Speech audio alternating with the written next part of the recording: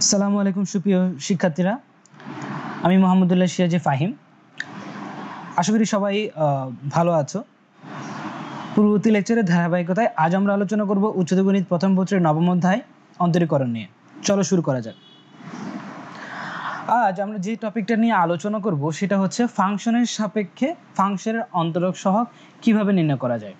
এতদিন পর্যন্ত আমরা যে অন্তরীকরণগুলো করেছিলাম, অর্থাৎ যে অন্তরক সহগগুলো বের করেছিলাম, প্রত্যেকটা ছিল এরকম: হয় আমরা এক্স এর সাপেক্ষে অন্তরক সহগ বের করেছি, অথবা আমরা থিটার সাপেক্ষে অন্তরক সহগ বের করেছি, অথবা আমরা টি এর রেসপেক্টে অন্তরক সহগ বের করেছি। ঠিক আছে, এখন আমরা যে টপিকটা নিয়ে আলোচনা করব সেটা হচ্ছে ফাংশন যদি থাকে, অর্থাৎ আমাকে যদি এক্স এর সাপেক্ষে না করে, অথবা থিটার সাপেক্ষে, অথবা টি এর সাপেক্ষে না করে আমাকে যদি কোনো একটা পার্টিকুলার ফাংশনের সাপেক্ষে অন্য কারো কি করতে হয়, অন্তরক সহগ বের করতে হয়, সেটা আমরা আজকে শিখব। তাহলে দেখি আমরা ধরলাম আমার কাছে একটা ফাংশন দেয়া আছে, সেটা হচ্ছে ওয়াই। ঠিক আছে, ওয়াই, সেটা হচ্ছে Y equal to F of X, X এর একটা ফাংশন। ঠিক আছে, এর অন্তরক সহগটা আমাকে বের করতে হবে, এবং কার সাপেক্ষে করতে হবে? জেড এর সাপেক্ষে। জেড অন্য একটা ফাংশন, সেটা হচ্ছে কি জি অফ এক্স। ঠিক আছে, এক্ষেত্রে একটা কমন বিষয়, সেটা হচ্ছে দুইটার ক্ষেত্রে দিতে পারছি পেরিমিটার হচ্ছে কি এক্স, অর্থাৎ এফ অফ এক্স অর্থাৎ ওয়াই ফাংশনটা এবং জেড ফাংশন দুইটাই হচ্ছে এক্স এর ফাংশন, অর্থাৎ এক্স হচ্ছে দুইটার জন্য কমন। তাহলে তোমরা নর্মালি একটু চিন্তা করে দেখো, আমার কাছে বলা হচ্ছে যে আমার ওয়াই এর অন্তরক সহগ বের করতে হবে জেড এর রেসপেক্টে। বুঝতে পারলাম? আমরা ওয়াই এর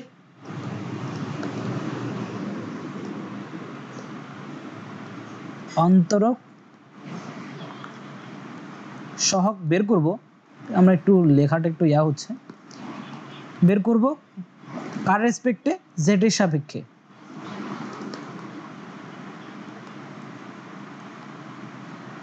তার মানে হচ্ছে কি, দেখতে পাচ্ছি আমার ওয়াই যেটা আছে সেটা হচ্ছে এক্স এর ফাংশন, এবং সে ওয়াই এর আমরা কি করব, অন্তরক সহগ বের করব কার রেসপেক্টে? জেড এর রেসপেক্টে। জেড যে নিজেও একটা ফাংশন, এক্স এর একটা এক্স এর একটা ফাংশন, যেটাকে আমরা জি অফ এক্স দ্বারা কি করছি, ডিসক্রাইব করছি।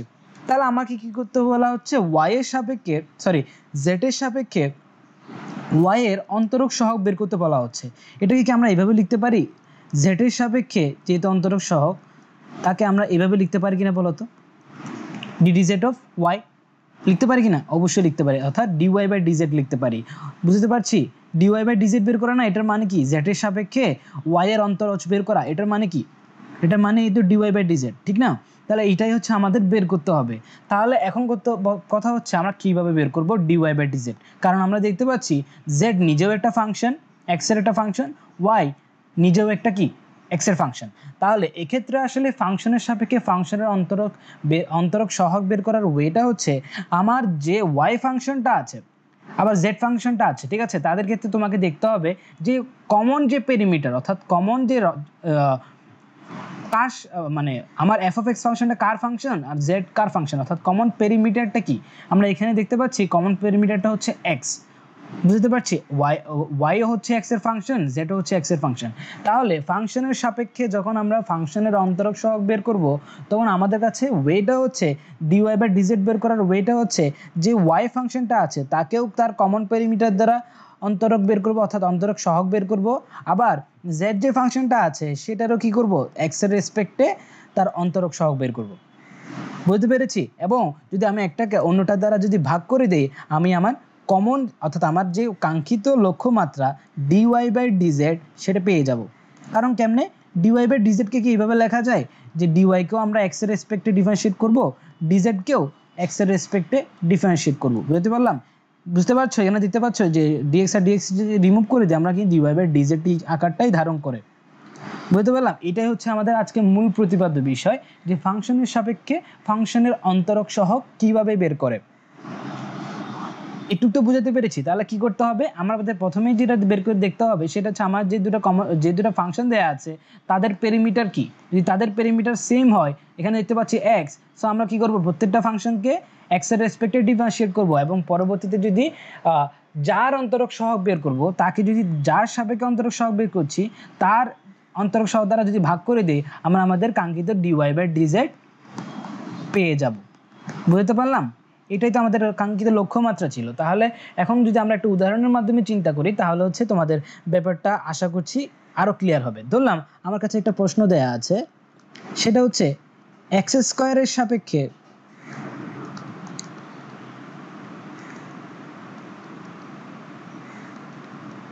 sin x স্কয়ারের অন্তরজ বের করো। অন্তরক সহগ আর অন্তরজ একই কথা। অন্তরজ বের করো, এটা যদি তোমাকে প্রশ্নে বলা হয় তুমি কি করবা? আমরা দেখতে পাচ্ছি যে আমরা প্রথমে আমাদের কাজ হবে কি, কোনটা y আর কোনটা z সেটা একটু ডিনোট করে নেওয়া। আমাদের কার অন্তরজ বের করব? sin x square. সো এটাই হচ্ছে আমাদের y হচ্ছে কি sin x স্কয়ার। আর z কোনটা? যার সাপেক্ষে করছি দেখতে পাচ্ছি x স্কয়ারের সাপেক্ষে, তাহলে x স্কয়ারটা হচ্ছে কি z। তাহলে এখানে দেখতে পাচ্ছি কি কমন পেরিমিটার কি বলতো? x। উভয় ক্ষেত্রে কমন পেরিমিটার হচ্ছে x। সো আমরা কি করব, y এবং z প্রত্যেকটাকে পৃথক পৃথকভাবে x এর সাপেক্ষে ডিফারেন্সিয়েট করে নেব। তাহলে ডিফারেন্সিয়েট করলে কি আসে, dy/dx যদি বের করি, dy/dx হচ্ছে কি sin x স্কয়ার। দেখতে পাচ্ছি কি sin x স্কয়ার, ঠিক আছে। সো আমাদের কি করতে হবে, আমরা দেখতে পাচ্ছি এখানে x স্কয়ারকে যদি আমরা চেইন রুলের সহায়তা নিই, x স্কয়ার যদি আমরা x ধরে নিই তাহলে আমাদের কাছে কি আসে বলতো, sin x কে ডিফারেন্সিয়েট করলে কি আসে, cos x। এই যে cos x স্কয়ার।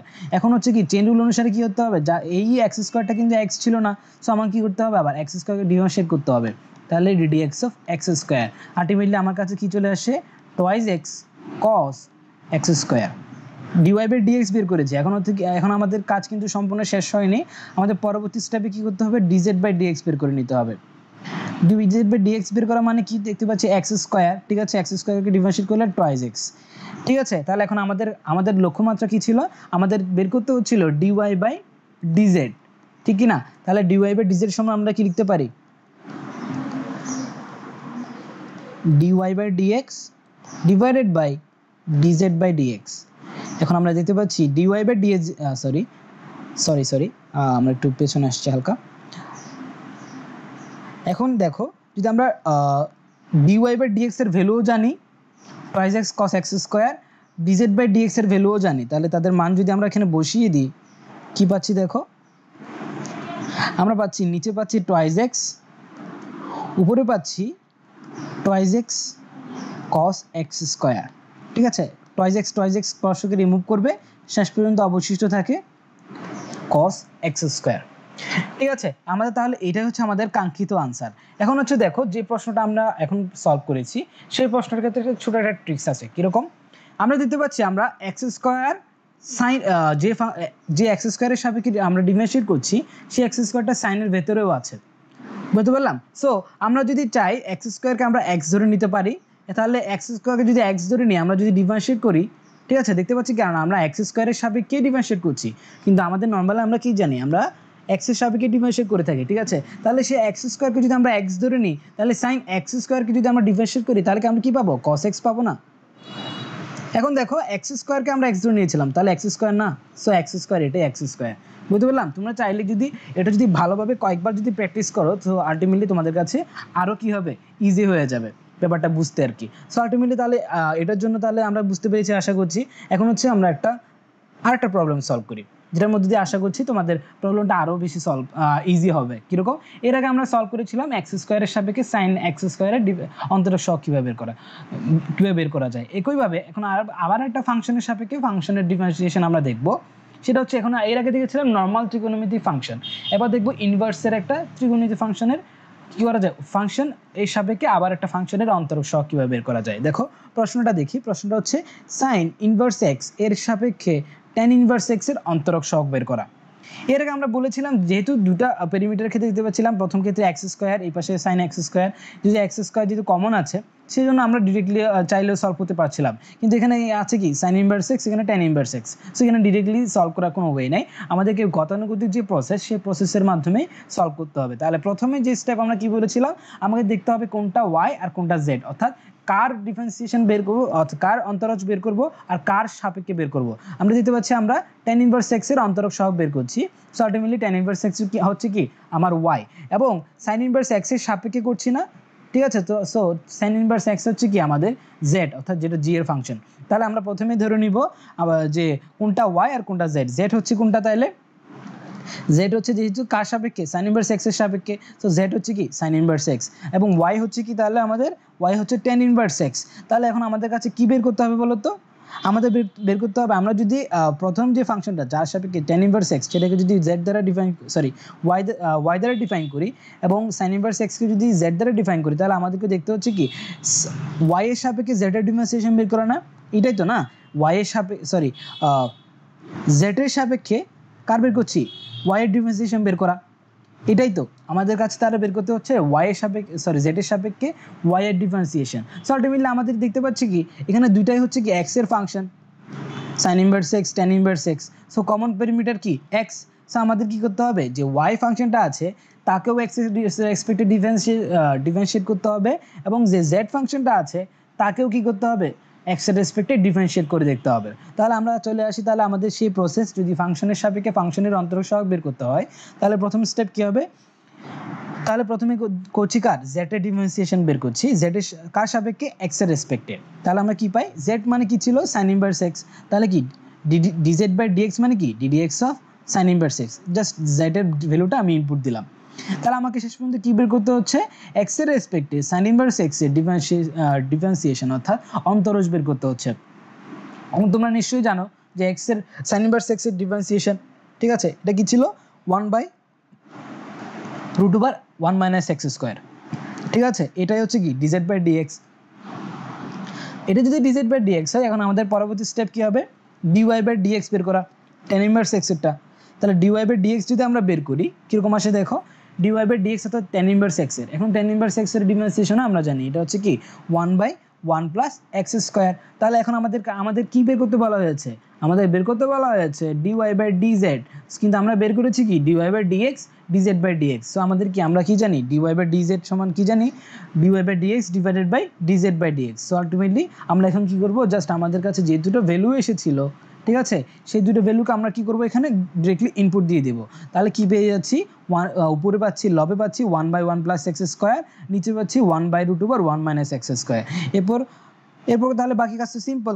কীরকম দেখতে পাচ্ছি, এটার আনসার হচ্ছে কি, শেষ পর্যন্ত কি চলে আসে, √1 - x স্কয়ার আসবে। আচ্ছা, আমরা এই জায়গায় কোনো একটা কি ভুল করেছি? হ্যাঁ, আসলে একটা ভুল করেছি মনে হচ্ছে। কারণ হচ্ছে দেখো, এই জায়গায় আমরা কি লিখতে পারি, এটাকে 1/1 + x square into √1 - x square divided by 1, বুঝতে পারছি। কিন্তু আমরা এখানে লিখে ফেলেছি, জাস্ট √1 উপরের লবটাকে দেখা হয়েছে, হরটাকে লেখা হয়নি। সো আলটিমেটলি আমাদের আনসার হবে শেষ পর্যন্ত √1 - x square divided by 1 + x square, ঠিক আছে।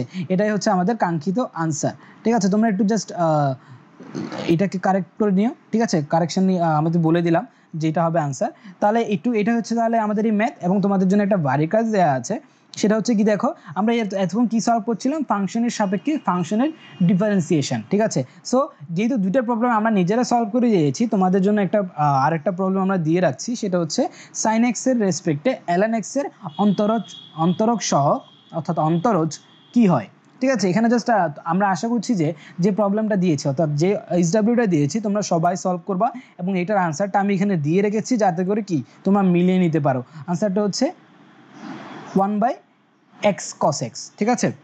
আশা করি একটু পর্যন্ত তোমরা নিশ্চয়ই বুঝতে পেরেছো। আজ তাহলে এই পর্যন্তই। পরবর্তী লেকচার দেখার জন্য আমন্ত্রণ রইল। ধন্যবাদ।